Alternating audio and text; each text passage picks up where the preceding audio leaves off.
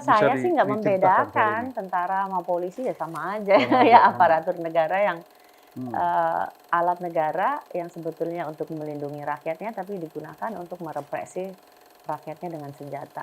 Seolah-olah demokrasi Betul, tapi betul. enggak demokrasi. Seolah-olah demokrasi kita di TPS padahal semuanya udah diatur sehingga semua Golkar pasti menang. Ya. Nggak mungkin P3 dan PDI pada saat itu ya Betul. pelengkap aja nggak mungkin Sebelum menang. pemilu udah tahu hasilnya. Udah tahu hasilnya seperti apa, udah pasti Golkar. ASN juga dimobilisasi untuk Golkar nggak menang, lo pecat. Hampir sama sekarang ya. Ya. Waktu itu saya pendukung Jokowi ya. Sampai dipecat dari PAN itu karena mendukung Jokowi, nggak mau Kita semua ini pencinta Jokowi. dulu semua gitu kan. Siapa yang nggak mencintai Jokowi? Orang yang satu Prabowo membawa dosa masa lampau, yang satu ada sipil, yang deso gitu ya, sederhana, ternyata tertipu. 16 tahun berbakti dan mengabdi dipecat karena demi Jokowi. Demi Jokowi. Masa dalam hati saya Partai Reformasi, lo kalau nggak ada reformasi nggak ada tuh PAN. Tiba-tiba bergandengan dengan Prabowo. Orang yang dulu kita lawan.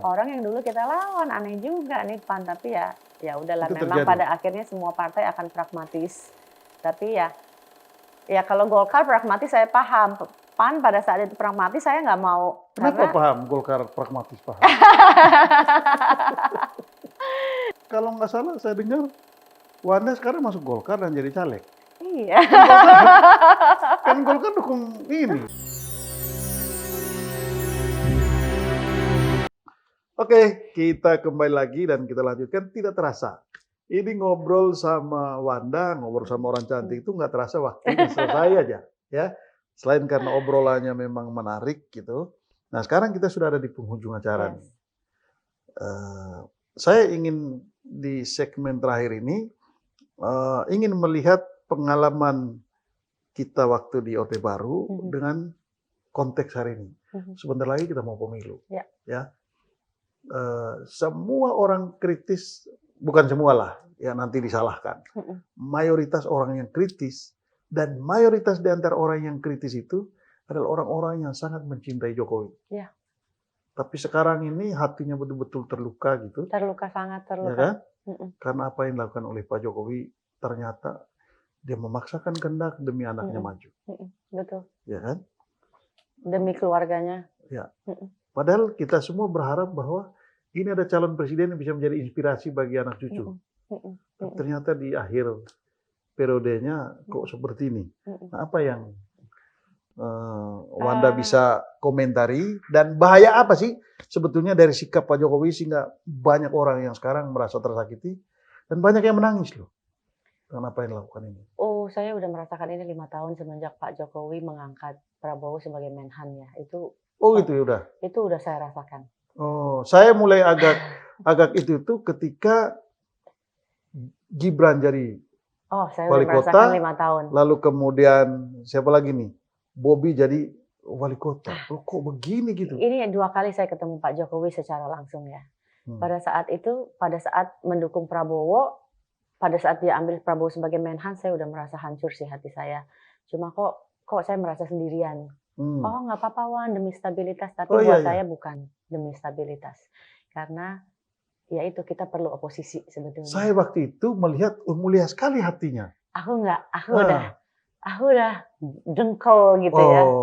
Gila, maksudnya ini pengkhianatan yang dilakukan adalah ya Jokowi sudah melakukan pengkhianatan terhadap pemilihnya yang tidak mau Prabowo ada di posisi itu, karena terus terang kalau Prabowo udah di posisi Menhan, percuma. Tidak ada peristiwa pelanggaran HAM satupun yang bisa kita perjuangkan dan kita adili. Otomatis dong. Jadi mimpi itu udahlah. Lupakanlah bahwa akan ada pengusutan kasus-kasus pelanggaran HAM di era Jokowi yang kedua karena ada Prabowo di situ dan ada siapa di situ, ada Hendro Priyono juga di situ, ya kan? Dan sekarang ada di mana-mana ya, keluarga Hendro Priyono, keluarga Luhut, ada di TKN sini, ada di TKN sana. Jadi saya udah nggak berharap bahwa pelanggaran kasus-kasus HAM ini akan bisa diselesaikan oleh siapapun. Ya siapapun ini ya apalagi Jokowi ya. Kemudian yang kedua, saya mendengar waktu itu kami berkumpul ribuan aktivis 98 di 98 di Sahid yang dibikin oleh Pena 98 ya. I have nothing to lose, kata Jokowi. Ternyata, dan kita percaya dia bilang I have nothing to lose. Begitu satu-satu keluarganya Bobi jadi gubernur dengan cara-cara kalau nggak salah di Medan juga hampir kalah sebetulnya, dan kita menandai ada keterlibatan aparatur negara juga di sana. Kemudian ketika Gibran maju jadi wali kota, itu saya tanya di istana Pak Jokowi, Pak ini nepotisme Gibran? Itu anak kecil, orang dia jalan juga ke rumah Bu Mega sendirian. Itu pertanyaan saya persis di istana negara ketika kami bicara. Ya, itu langsung anak kecil biarkan aja, saya nggak ikut-ikutan. Gitu, jadi shock juga ketika sekarang ini terjadi. Ternyata sekejam itu dan seambisi itu dia ingin keluarganya duduk berkuasa. Dan ini juga nggak berhenti sampai sini ya. Sebetulnya kan ini juga terjadi ketika 3 periode dicoba dan kemudian ditolak oleh rakyat. 3 periode ini kan udah dicoba berkali-kali oleh Jokowi. Kemudian dibuat, dan saya juga bingungnya pada saat itu DPR kita nih semua termasuk PDIP ya. Ini dosa elit politik dan partai politik yang membiarkan kewenangan Jokowi menjadi terlalu besar dan sangat begitu powerful sampai semua undang-undang yang represif disahkan. Yang sahkan siapa? Kan DPR. Berarti Anda semua ikut bertanggung jawab. PDI nggak bisa. Dan semuanya kilat loh. Jadi cepat. PDI jangan playing hero juga sekarang, because you are not heroes gitu. Kalian bertanggung jawab membesarkan Jokowi sehingga bisa se-otoriter ini gitu menurut saya. Yang ketiga ya nepotisme KKN yang kita dengung-dengungkan itu sekarang terjadi lagi di sini. Nepotisme ini udah dilakukan oleh Jokowi dan ini ya babytisme lagi ya, bukan nepotisme gitu. Ini dan penggunaan aparatur negara, kalau baca majalah Tempo hari ini ya, semuanya dipegang kartunya oleh Jokowi, seluruh menteri yang pegang anggaran dipegang kartunya oleh Jokowi, ya kan? Partai kita sebelumnya bolak-balik ketuanya dipanggil sebelum memberikan dukungan ke Golkar, kan bolak-balik ketua partai Golkar dipanggil. Sekarang udah nggak udah lagi ya? Sekarang udah mendukung nggak dipanggil lagi kok ya gitu. Terus kemudian salah satu menteri Golkar yang namanya selalu disebut-sebut dalam peristiwa BTS setelah merapat kok nggak dipanggil lagi ya gitu. Ya kan?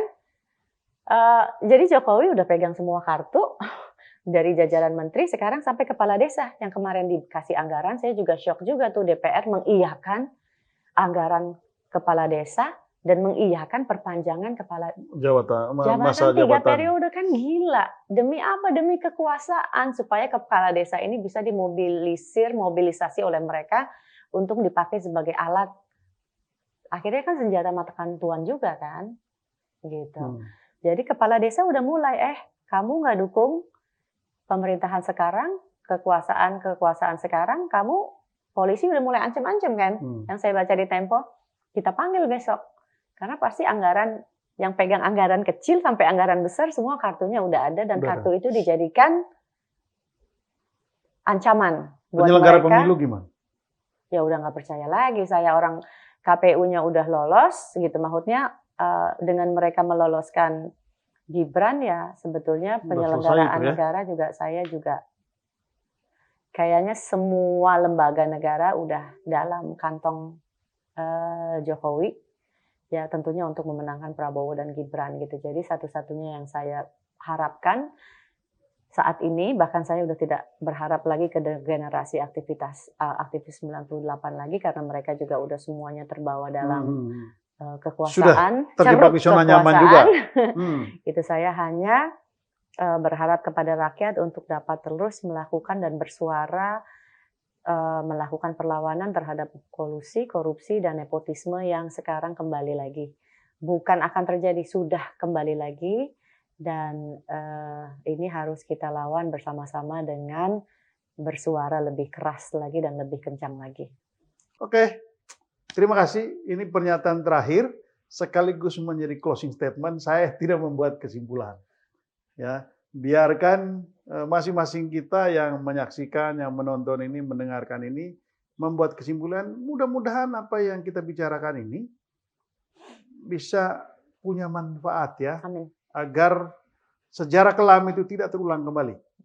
Nah, kalaupun terulang kembali, maka kita terpanggil wajib untuk melakukan perlawanan. Yes. Jangan biarkan bangsa ini terpuruk. Karena semakin represif negara, yang dirugikan adalah rakyat pasti. Ya, betul sekali.